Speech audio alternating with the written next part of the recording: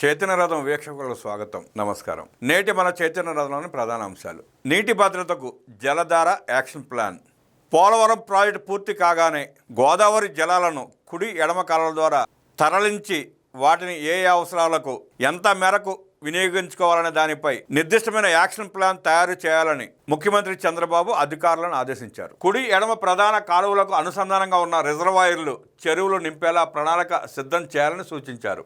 రాష్ట్రంలో సాగునీటి ప్రాజెక్టుల పురోగతిపై క్యాంప్ కార్యాలయంలో జల వనరుల శాఖ అధికారులతో ముఖ్యమంత్రి సమీక్ష నిర్వహించారు. పోలవరం ప్రాజెక్టు పనులతో పాటు వెలిగొండ, హంద్రీనివా, సుజల స్రవంతి, పోలవరం నల్లమల సాగర్ లింక్, చింతలపూడి ఎత్తిపోతల పథకం, వరకపొడిశిల, ఉత్తరాంధ్ర ప్రాజెక్టుల పనుల గురించి అధికారులను అడిగి తెలుసుకున్నారు. రాష్ట్రంలో భూగర్భ జలాల పెంపు, జలధార, జలహారతి కార్యక్రమాలపైన సమీక్షించారు.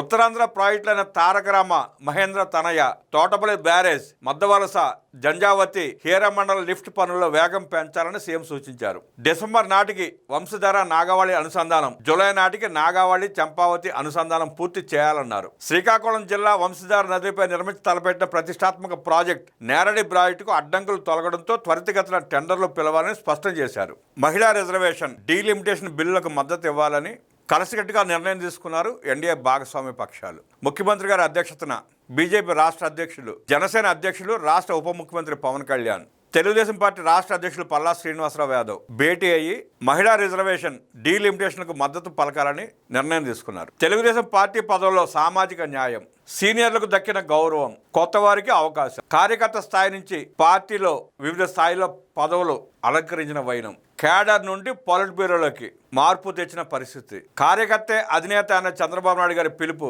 క్యాడర్ టు పొలిట్ బ్యూరో అన్న నారా లోకేష్ గారి యుగళం పాదయాత్రలో చేసిన వాగ్దానం నెరవేరిన వేళ పార్టీలో వివిధ పదవులు పొందిన వారికి చంద్రబాబు నాయుడు గారు అభినందనలు తెలియజేశారు. సీనియర్లను గౌరవించుకుంటూ, కార్యకర్తలకు అవకాశం కల్పిస్తూ, సామాజిక న్యాయం పాటిస్తూ పొలిట్ బ్యూరో, జాతీయ, రాష్ట్ర కమిటీలను ఏర్పాటు చేశారు చంద్రబాబు నాయుడు గారు.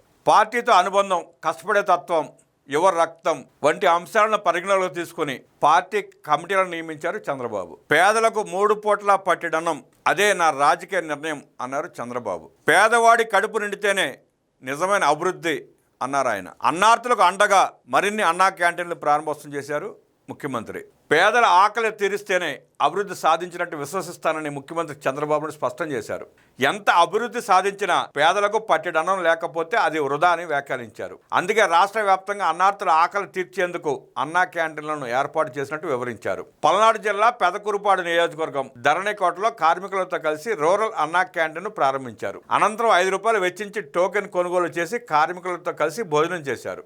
అంతకుముందు క్యాంటీన్కు వచ్చిన పేదలు, కార్మికులకు ఆయన స్వయంగా భోజనం వడ్డించారు. అన్నా క్యాంటీన్లో అందిస్తున్న భోజనం రుచి, శుభ్రత, నాణ్యతల గురించి ముఖ్యమంత్రి అడిగి తెలుసుకున్నారు. ఈ సందర్భంగా ఆయన మాట్లాడుతూ, కడుపు నిండితేనే నిజమైన అభివృద్ధి అని నేను నమ్ముతాను. అందుకే పేదవాడి ఆకలి తీర్చడానికి ప్రజాప్రభుత్వం అన్నా క్యాంటీన్లు తెచ్చింది. పేదవాడికి పట్టెడన్నం పెట్టడమే నా రాజకీయమని ఎన్టీఆర్ ₹2కే కిలో బియ్యం ఇచ్చి ఆహార భద్రత పథకానికి నాంది పలికారు. నిత్యాన్నదాతగా డొక్కా సీతమ్మ పేరు అజరామరం. ఆకలి అన్నవాళ్లు కాదనకుండా అన్నం పెట్టడం మన సంస్కృతిలోనే ఉంది.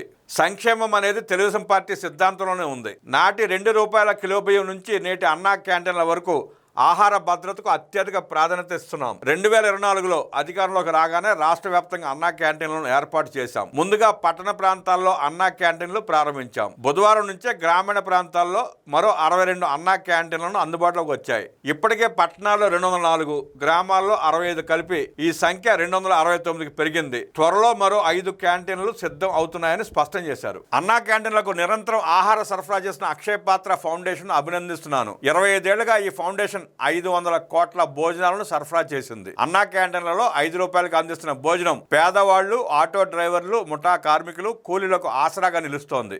పేదవాళ్లకు వచ్చే కొద్దిపాటి డబ్బులతో బయట హోటల్లో తినడం ఆర్థికంగా ఎంత భారమో నాకు తెలుసు. అన్నా క్యాంటీన్ల ఏర్పాటుతో వారి డబ్బు ఆదా అయ్యి ఇతర అవసరాలకు ఉపయోగపడుతుంది. అన్నా క్యాంటీన్లలో సరఫరా చేసే భోజనానికి రుచి, శుభ్రత, నాణ్యతకే ప్రథమ ప్రాధాన్యం. ఉదయం అల్పాహారం, మధ్యాహ్నం, రాత్రి భోజనాలతో 3 పూట్ల ఆకలి తీసుకునే అవకాశం కల్పించాం. ఒక్కో అన్నా క్యాంటీన్లో రోజుకు సగటున 1013 మంది ఆహారాన్ని తీసుకుంటున్నారు. దీని నిర్వహణ కోసం ₹26,250 ఖర్చు అవుతుంది. ప్రస్తుతం రాష్ట్రంలోని అన్నా క్యాంటీన్ల ద్వారా రోజుకు 2,10,000 మంది భోజనాలు చేస్తున్నారు. దీనికోసం రోజుకు ₹54 లక్షల పైగా వ్యయం అవుతోంది.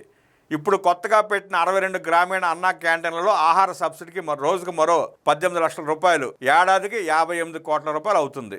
కొత్త క్యాంటీన్ల నిర్మాణానికి 43 కోట్ల రూపాయలు వ్యయం అయ్యింది. గడిచిన 21 నెలల్లో అన్నా క్యాంటీన్లలో 8,80,00,000 మంది భోజనాలు చేశారు. ఇప్పటి వరకు అన్నా క్యాంటీన్ సబ్సిడీ కోసం 243 కోట్ల రూపాయల మేర ఖర్చు చేశామని ముఖ్యమంత్రి తెలిపారు. గత పాలకులు ఆకలి తీర్చే అన్నపూర్ణ వంటి అన్నా క్యాంటీన్ల పైన దాడులు చేశారు. పేదల కడుపు నింపుతున్న పథకాన్ని నిలిపివేశారు. వ్యక్తులు, సంస్థలు స్వచ్ఛందంగా అన్నదానం చేస్తుంటే దానిలో మట్టి పోసి దాడులు చేసి అడ్డుకున్నారు. వైసీపీకి కావాల్సింది విధ్వంసం, హింస, కూల్చడం, నరకడం, నాశనం చేయడమే. ఏ రాజకీయ పార్టీ అయినా ప్రజలకు ఏం చేస్తామో చెబుతుంది. కానీ వైసీపీ మాత్రం రప్పా రప్పా చేస్తాం, 2029లో విధ్వంసం చూపిస్తాం అంటూ బెదిరింపులకు పాల్పడుతోంది. అందుకే ఆ పార్టీ పేరు గొడ్డలి పార్టీగా మార్చుకోవాలి. ఒక రాజకీయ పార్టీగా ఉండే అర్హత ఆ పార్టీకి లేదని వ్యాఖ్యానించారు ముఖ్యమంత్రి.